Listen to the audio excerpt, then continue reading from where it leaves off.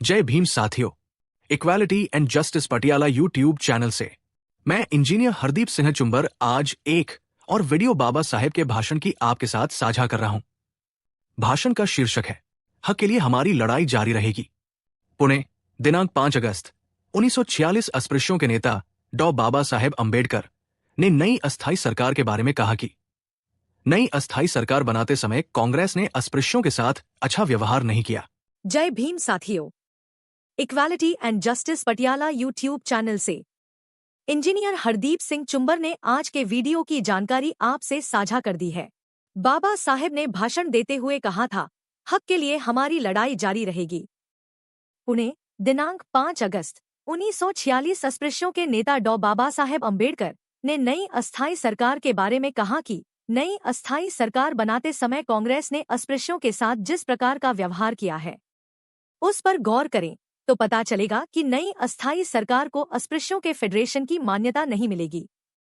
अस्पृश्य इस सरकार को मानेंगे या इस सरकार के प्रति आज्ञाकारी रहेंगे, ऐसी आशा कांग्रेस नहीं रख सकती। आगे उन्होंने कहा, अस्थायी सरकार से अस्पृश्यों का नामोनिशान मिटाने को लेकर कांग्रेस और ब्रिटिश सरकार के बीच मानो कोई अलिखित करार हुआ है।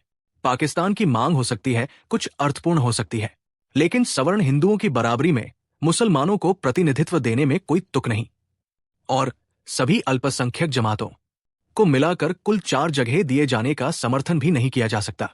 अनुसूचितों की संख्या मुसलमान समाज की संख्या की तुलना में आधी से अधिक है, इसलिए मुसलमानों को जितनी दी गई है उससे आधी संख्या में जगह अनुसूचितों को क्यों नहीं मिल रही। पिछले साल शिमला में हुई बातचीत में अनुसूचितों को 2 जगह देने की बात कांग्रेस ने स्वीकार की थी।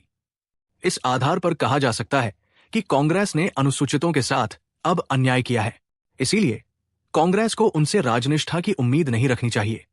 इन सभी अन्यायों से बढ़कर बात यह कि कांग्रेस ने श्री जगजीवन राम को अनुसूचितों के प्रतिनिधि के तौर पर चुना। कांग्रेस द्वारा अनुसूचितों पर किए गए अत्याचारों के बावजूद वे सरकार में शामिल होने के लिए तैयार है। इससे उनकी असली योग्यता का पता चलता है। अनुसूचितों द्वारा छेड़े गए सत्याग्रह आंदोलन के बारे में पूछे जाने पर डॉक्टर अंबेडकर ने कहा, उचित अधिकार पाने के लिए हमारी लड़ाई जारी रहेगी, हम कभी शरण नहीं लेंगे। इस अवसर पर शेड्यूल्ड कास्ट्स फेडरेशन के अध्यक्ष दीवान बहादुर इन शिवराज का भी भाषण हुआ। अभिवादन। आज हम इतिहास के एक बहुत ही कह सकते हैं नाजुक मोड़ पर नजर डालने वाले हैं। अगस्त 1946। भारत आजादी के करीब था और एक अंतरिम सरकार मतलब प्रोविजनल गवर्नमेंट बनाने की कोशिशें जोरों पर थीं। बिल्कुल, बहुत गहमा-गहमी का माहौल था। और इसी बीच 5 अगस्त 1946 को पूना से डॉक्टर बाबा साहेब अम्बेडकर का एक बयान आता है और ये बयान काफी हलचल मचा देता है उस वक्त की सियासत में। हाँ, ये बहुत महत्वपूर्ण बयान था। आज हमारे पास वही बयान है, तो आज की हमारी ये जो गहन चर्चा है इसका मकसद है इसी बयान को समझना कि कांग्रेस और जो उस वक्त की ब्रिटिश सरकार थी उसको लेकर अम्बेडकर की क्या आपत्तियां थीं, क्या चिंताएं थीं, खासकर अनुसूचित जातियों के प्रतिनिधित्व को लेकर, जिन्हें उस समय अस्पृश्य कहा जाता था। चलिए इस बयान की परतें खोलते हैं। बिल्कुल, ये बयान देखिए, स्वतंत्रता से ठीक पहले की जो राजनीति थी उसके एक बहुत ही नाजुक दौर को दिखाता है। हाँ, ये दिखाता है कि कैसे वो जो सत्ता हस्तांतरण की प्रक्रिया थी उसमें अलग अलग समुदायों के लिए और खासकर जो हाशिए पर रखे गए समुदाय थे, हाँ, उनके लिए प्रतिनिधित्व का सवाल कितना अहम और कितना जटिल था। डॉक्टर अंबेडकर के शब्द उस समय अनुसूचित जातियों की चिंताओं और उनके संघर्ष को एकदम सामने लाते हैं। तो चलिए शुरू करते हैं शायद सबसे सीधी और चौंकाने वाली बात से जो उन्होंने कही। डॉक्टर अंबेडकर ने बिल्कुल साफ कहा कि जो अनुसूचित जाति फेडरेशन है, शेड्यूल कास्ट फेडरेशन, वो इस नई अंतरिम सरकार को मान्यता ही नहीं देगा। हाँ, ये बहुत बड़ी बात थी। उनके शब्द थे, नई अस्थायी सरकार को अस्पृश्यों के फेडरेशन की मान्यता नहीं मिलेगी। ये तो मतलब सरकार बन रही है और आप कह रहे हैं मानते ही नहीं। हाँ, ये सिर्फ आप देखिए, ये सिर्फ असहमति नहीं थी, ये सीधे सीधे उस सरकार की लेजिटिमेसी पर, उसकी वैधता पर सवाल उठाना था, कम से कम अनुसूचित जातियों के नजरिए से। सही सोचिए, एक तरफ देश में आजादी का माहौल है, सत्ता बदलने वाली है और एक बड़ा समुदाय कह रहा है कि हम इस पूरी व्यवस्था को, इस नई सरकार को नहीं मानते। ये उस समय के जो राजनीतिक समीकरण थे उनको सीधी चुनौती थी। ये दिखाता है कि अंबेडकर सिर्फ कुछ रियायतें नहीं मांग रहे थे, नहीं, वो बराबरी की हिस्सेदारी की बात कर रहे थे। और ये बात सिर्फ मान्यता ना देने तक ही नहीं रुकी, उन्होंने कांग्रेस को भी बहुत साफ शब्दों में चेताया। हाँ, वो भी था। कहा कि कांग्रेस को अनुसूचित जातियों से किसी भी तरह की वफादारी, मतलब राजनिष्ठा, उसकी उम्मीद ही नहीं करनी चाहिए। उनका तर्क बड़ा सीधा था कि भाई कांग्रेस ने जिस तरह का बर्ताव हमारे समुदाय के साथ किया है, उसके बाद ये उम्मीद रखना ही बेकार है। बिल्कुल, ये भाषा बहुत कुछ कहती है। वफादारी या राजनिष्ठा, ये शब्द अक्सर सत्ता अपने अधीन समूहों से उम्मीद रखती है ना? हाँ। अंबेडकर इस उम्मीद को ही खारिज कर रहे थे। वो कह रहे थे कि भाई पहले सम्मान दो, अधिकार दो, फिर वफादारी की सोचना। सही। और उनका ये कहना कि जैसा व्यवहार किया है, ये इशारा साफ था कि फेडरेशन के मुताबिक कांग्रेस लगातार अनुसूचित जातियों के हितों को अनदेखा कर रही थी, कह लीजिए न्याय नहीं कर रही थी। इसमें एक गहरी चोट का एहसास भी है, सिर्फ राजनीतिक नाराजगी नहीं लगती। बिल्कुल, एक तरह का विश्वासघात महसूस हो रहा था शायद। और फिर आता है वो सबसे, मुझे लगता है सबसे गंभीर आरोप जो उन्होंने कांग्रेस और ब्रिटिश सरकार दोनों पर लगाया। हाँ, वो अलिखित करार वाली बात। हाँ, उन्होंने कहा कि ऐसा लगता है मानो इन दोनों के बीच कोई अलिखित करार हो गया है, एक अनरिटन डील। और इस करार का मकसद अंतरिम सरकार से अनुसूचित जातियों का नामो निशान मिटाना। उनके शब्द थे, अस्थाई सरकार से अस्पृश्यों का नामो निशान मिटाने को लेकर कांग्रेस और ब्रिटिश सरकार के बीच मानो कोई अलिखित करार हुआ है। बाप रे, नामो निशान मिटाना, ये बहुत भारी शब्द हैं। हाँ, बहुत। ये तो मतलब एक विस्फोटक आरोप था। ये सिर्फ अनदेखी या अन्याय का आरोप नहीं रहा, ये एक सोची समझी साजिश का इल्जाम था। साजिश का? अलिखित करार कहना ये दिखाता है कि अंबेडकर को पक्का शक था कि पर्दे के पीछे कुछ चल रहा है, कोई समझौता हुआ है जिसमें अनुसूचित जातियों के प्रतिनिधित्व को जानबूझकर खत्म किया जा रहा है। ये उस गहरे अविश्वास को दिखाता है जो अंबेडकर और फेडरेशन को, कांग्रेस और ब्रिटिश हुकूमत दोनों की नीयत पर था। उन्हें लग रहा था कि सत्ता के इस लेन देन में उनके समुदाय को बिल्कुल बाहर किया जा रहा है। हाँ, इस तरह की भाषा का इस्तेमाल ही बताता है कि तनाव कितना बढ़ चुका था। बिल्कुल, स्थिति बहुत गंभीर थी। चलिए अब उस मुद्दे पर आते हैं जो शायद इस पूरे बयान के दिल में है, प्रतिनिधित्व का सवाल, सीटों का बंटवारा। हाँ, और यहीं पर डॉक्टर अंबेडकर ने बहुत ही, कह सकते हैं, तार्किक और तुलनात्मक दलीलें दी। अच्छा। उन्होंने सबसे पहले उस व्यवस्था पर सवाल उठाया जिसमें सवर्ण हिंदुओं के बराबर मुसलमानों को प्रतिनिधित्व दिया जा रहा था। उन्होंने कहा, सवर्ण हिंदुओं की बराबरी में मुसलमानों को प्रतिनिधित्व देने में कोई तुक नहीं। अब देखिए, उनका मतलब ये नहीं था कि मुसलमानों को प्रतिनिधित्व न मिले। बिल्कुल नहीं। नहीं, बल्कि वो उस बराबरी के आधार पर सवाल उठा रहे थे। और साथ ही जो ये फॉर्मूला था कि सभी अल्पसंख्यक जमातों को मिलाकर सिर्फ 4 सीटें दी जाएंगी, उससे भी वो सहमत नहीं थे। तो उनका मुख्य तर्क क्या था इसके पीछे? वो किस आधार पर सीटें मांग रहे थे फिर? उनका मुख्य तर्क था जनसंख्या। बिल्कुल सीधी साफ दलील। अच्छा। उन्होंने कहा, अनुसूचितों की संख्या मुसलमान समाज की संख्या की तुलना में आधी से अधिक है, इसलिए मुसलमानों को जितनी दी गई हैं उससे आधी संख्या में जगह अनुसूचितों को क्यों नहीं मिल रही। ये सीधा गणित था। हाँ, बिल्कुल। अगर प्रतिनिधित्व का आधार आप जनसंख्या मान रहे हैं तो अनुसूचित जातियों की आबादी मुस्लिम आबादी के आधे से ज्यादा है, तो कम से कम मुस्लिम सीटों की आधी सीटें तो उन्हें मिलनी ही चाहिए। सही बात है। ये सवाल सीधे सीधे प्रतिनिधित्व के सिद्धांत पर था कि क्या ये बंटवारा न्याय संगत है। यानी वो एक तरह से कह रहे थे कि भाई अगर आप एक समुदाय को उसकी आबादी या उसके राजनीतिक महत्व के हिसाब से सीटें दे रहे हैं तो वही पैमाना, वही यार्डस्टिक दूसरे समुदाय पर भी लागू होना चाहिए। आप डबल स्टैंडर्ड्स नहीं रख सकते। बिल्कुल सही। यही उनकी दलील का सार था। वो सिर्फ अपने समुदाय के लिए सीटें नहीं मांग रहे थे, वो प्रतिनिधित्व के एक तर्कसंगत, एक न्यायपूर्ण सिद्धांत की मांग कर रहे थे।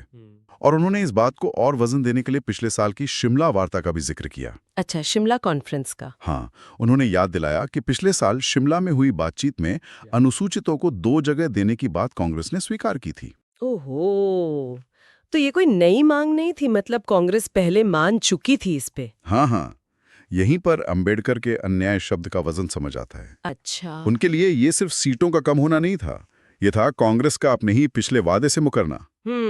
शिमला में 2 सीटों पर सहमति बनना उनके नजरिए में अनुसूचित जातियों के राजनीतिक वजूद की एक न्यूनतम स्वीकृति थी। हाँ। कम से कम इतनी। हाँ। अब उस स्वीकृति से भी पीछे हट जाना अंबेडकर के लिए एक तरह का विश्वासघात था।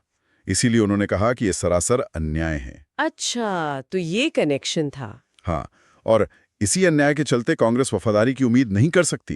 ये पूरी तरह से दिखाता है कि विश्वास टूट चुका था। समझ गई। तो एक तरफ सरकार को मान्यता देने से इनकार, दूसरी तरफ प्रतिनिधित्व के फॉर्मूला पर इतने तीखे सवाल और कांग्रेस पर वादा खिलाफी का आरोप भी। इस सब के बीच कांग्रेस ने अंतरिम सरकार में अनुसूचित जातियों के प्रतिनिधि के तौर पर श्री जगजीवन राम को चुना। हाँ, इस पर डॉक्टर अंबेडकर की क्या प्रतिक्रिया थी? जाहिर है वो खुश तो नहीं होंगे। खुश होना तो बहुत दूर की बात है। उनकी प्रतिक्रिया बेहद तीखी और आलोचनात्मक थी। अच्छा। ये इस पूरे विवाद का एक और अहम पहलू है। ये दिखाता है कि लड़ाई सिर्फ सीटों की संख्या पर नहीं थी, बल्कि बल्कि इस पर भी थी कि असली प्रतिनिधि कौन है, कौन रिप्रेजेंट करता है समुदाय को। हाँ, उन्होंने श्री जगजीवन राम पर जो टिप्पणी की वो काफी निजी भी लगती है। अंबेडकर के अनुसार कांग्रेस द्वारा अनुसूचितों पर इतने अत्याचारों के बावजूद अत्याचार शब्द उन्होंने इस्तेमाल किया। हाँ। ये ध्यान रखना जरूरी है कि ये अत्याचार शब्द डॉक्टर अंबेडकर के बयान का हिस्सा है, उनके नजरिए से कांग्रेस के व्यवहार को लेकर। तो इन कथित अत्याचारों के बावजूद श्री जगजीवन राम का सरकार में शामिल होने के लिए तैयार हो जाना ही उनकी असली योग्यता को दर्शाता है। ये बहुत तीखी टिप्पणी थी। हाँ, ये टिप्पणी उस समय अनुसूचित जातियों के भीतर जो नेतृत्व को लेकर गहरे मतभेद थे, उनको भी सामने लाती है। अच्छा। अंबेडकर और शेड्यूल्ड कास्ट फेडरेशन का मानना था कि सच्चा प्रतिनिधि वो है जो पार्टी लाइन से ऊपर उठकर बिना किसी दबाव के सिर्फ और सिर्फ अपने समुदाय के हितों के लिए खड़ा हो।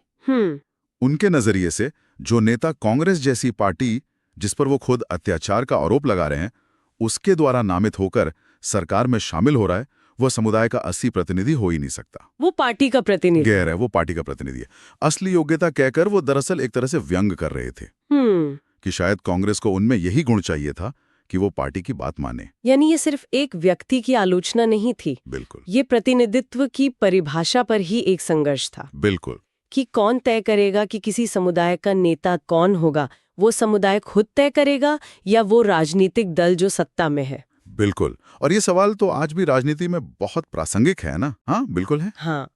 क्या किसी समुदाय का सदस्य होना ही प्रतिनिधित्व के लिए काफी है, या उस समुदाय के हितों के प्रति आपकी प्रतिबद्धता और उस समुदाय का आप पर विश्वास, वो ज्यादा जरूरी है?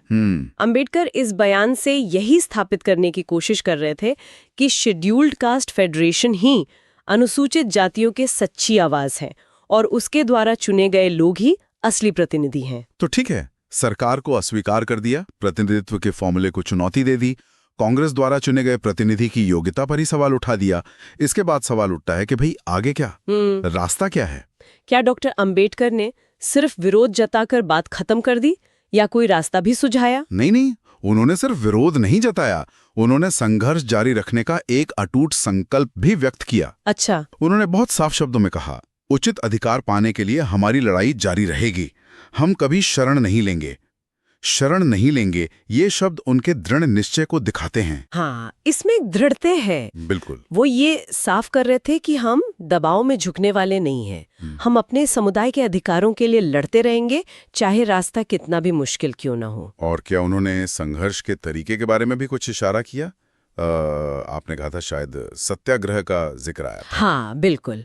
जब उनसे पूछा गया अनुसूचितों द्वारा पहले से छेड़े गए सत्याग्रह आंदोलन के बारे में, तो उन्होंने इसी लड़ाई को जारी रखने की बात कही। अच्छा। ये महत्वपूर्ण है। देखिए, 1940 में सत्याग्रह सिर्फ एक नैतिक अपील नहीं था। नहीं, वो गांधी जी द्वारा स्थापित एक शक्तिशाली राजनीतिक हथियार बन चुका था। हाँ, एक टूल था। बिल्कुल, जिसका इस्तेमाल ब्रिटिश सरकार और कांग्रेस दोनों पर दबाव बनाने के लिए किया जा सकता था। तो सत्याग्रह की बात करके अंबेडकर ये संकेत दे रहे थे कि वे अपने अधिकारों के लिए जन आंदोलन करने से भी पीछे नहीं हटेंगे। ये एक तरह की चेतावनी भी थी। और ये संघर्ष सिर्फ उनका अकेले का नहीं था। क्या फेडरेशन के और नेता भी साथ थे इसमें? हाँ, ये भी बयान से साफ होता है। उस मौके पर शेड्यूल्ड कास्ट फेडरेशन के अध्यक्ष दीवान बहादुर एन शिवराज, उन्होंने भी भाषण दिया था। अच्छा, शिवराज भी थे? हाँ, उनका वहां मौजूद होना और बोलना ये इस बात को पुख्ता करता है कि डॉक्टर अंबेडकर की कोई व्यक्तिगत राय या सिर्फ उनकी नाराजगी नहीं थी, नहीं, बल्कि ये पूरे फेडरेशन का, उनकी संस्था का सामूहिक और आधिकारिक रुख था। इससे उनके स्टैंड को और मजबूती मिली। ठीक है, तो हमने इस बयान के कई अहम पहलुओं पर बात की। सरकार को नकारना, प्रतिनिधित्व पर तीखे सवाल, कांग्रेस और ब्रिटिश सरकार पर मिलीभगत का आरोप, जगजीवन राम की आलोचना और संघर्ष जारी रखने का संकल्प। तो जब हम इन सब बातों को एक साथ रखकर देखते हैं तो क्या तस्वीर उभरती है? इस बयान का असल महत्व क्या था उस समय और शायद आज भी? देखिए, यहाँ जो बात सबसे उभर कर आती है वो ये है कि ये बयान आज़ादी से ठीक पहले वो जो सत्ता के पुनर्वितरण का निर्णायक क्षण था, हाँ बिल्कुल। उस क्षण में हाशिए पर रखे गए एक बहुत बड़े समुदाय की राजनीतिक दावेदारी का बिगुल था ये। डॉक्टर अंबेडकर इस बयान के जरिए ये स्थापित कर रहे थे कि भाई अब अनुसूचित जातियों को नजरअंदाज नहीं किया जा सकता। वे सिर्फ दया या रियायत के पात्र नहीं हैं, वे सत्ता में बराबरी के हकदार हैं। उनका लहजा, उनके तर्क, उनका संकल्प सब कुछ ये दिखाता है कि वो किसी भी कीमत पर अपने समुदाय के राजनीतिक भविष्य और अधिकारों से समझौता करने को तैयार नहीं थे। और जैसा आपने पहले भी कहा था, ये सिर्फ सीटों की गिनती का मामला नहीं था। बिल्कुल नहीं। ये लड़ाई थी सामाजिक न्याय की, राजनीतिक पहचान की और सत्ता के संतुलन की। ये उस प्रक्रिया को उजागर करता है कि कैसे एक समुदाय जिसे सदियों से सामाजिक और राजनीतिक रूप से दबाया गया था, अब राष्ट्रीय स्तर पर अपनी आवाज बुलंद कर रहा था, अपने हक मांग रहा था। हाँ, ये बयान उस संघर्ष की तीव्रता और उसकी जटिलता को दिखाता है। ये दिखाता है कि राष्ट्र निर्माण की प्रक्रिया कितनी बहुस्तरीय थी, जिसमें अलग अलग समूहों की अपनी अपनी चिंताएं थीं, अपनी अपनी आकांक्षाएं थीं। तो संक्षेप में कहें तो डॉक्टर अंबेडकर का अगस्त 1946 का ये बयान सिर्फ एक प्रतिक्रिया नहीं था। ये उस समय की जो प्रमुख राजनीतिक शक्तियां थीं, कांग्रेस और ब्रिटिश सरकार, उनके लिए एक सीधी, एक शक्तिशाली चुनौती थी। हाँ, चुनौती। एक ऐसी चुनौती जो पूरी तरह से अनुसूचित जातियों के राजनीतिक भविष्य, उनके अधिकारों और उनकी गरिमा पर केंद्रित थी। और ये हमें आज एक गहरे सवाल पर सोचने को मजबूर करता है, मुझे लगता है। क्या? कि आज़ादी के उस नाजुक दौर में जब एक नया राष्ट्र बन रहा था, तो अलग अलग समुदायों की उम्मीदों, उनके डरों और राष्ट्र निर्माण का जो बड़ा लक्ष्य था, उसके बीच संतुलन साधना कितना मुश्किल रहा होगा। हाँ, बहुत मुश्किल। प्रतिनिधित्व का ये सवाल कि सत्ता में किसकी आवाज सुनी जाए, किसे फैसले लेने की प्रक्रिया में शामिल किया जाए, किसका हित राष्ट्रहित माना जाए, ये कितना जटिल था और शायद आज भी है। आज जब हम समावेशी समाज की बात करते हैं, वंचित तबकों के अधिकारों की बात करते हैं, तो अंबेडकर का ये संघर्ष और उनके उठाए सवाल हमें क्या सिखाते हैं, ये सोचने वाली बात है। धन्यवाद साथियों, आपने वीडियो पूरा सुना। उम्मीद है आपकी जानकारी बढ़ी होगी। इसके आगे के और वीडियो में बात करेंगे। आप equality and justice Patiala YouTube channel के साथ जुड़े रहें। अगर आपको पसंद आए तो कृपया इसे लाइक, शेयर और कमेंट करें। हम रोजाना नॉलेज ऑफ कॉन्स्टिट्यूशन, संविधान का ज्ञान और बाबा साहेब के भाषणों पर वीडियो बनाकर चर्चा करते हैं। अगर चाहते हैं कि आपके भाई, बहन और मित्रों को भी संविधान का ज्ञान और बाबा साहेब के भाषणों का ज्ञान हो, तो कृपया इस वीडियो को उनके साथ साझा जरूर करें। आपके पास वीडियो पहुंचती रहे तो आप चैनल को सब्सक्राइब जरूर करें। अब हमें अनुमति दें। जय भीम, जय भारत, जय संविधान। Please take care your own self.